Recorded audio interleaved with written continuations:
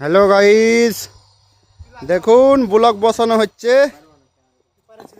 এই যে মিস্ত্রি ব্লক বসাইছে, আর এই যে আমাদের কালু মিস্ত্রি, বিশাল বড় মিস্ত্রি, শুধু পাটা মারাই কাজ। এই রাস্তাটা কাজ হচ্ছে আজকে, আর এই যে সব মিস্ত্রিরা কাজ করছে।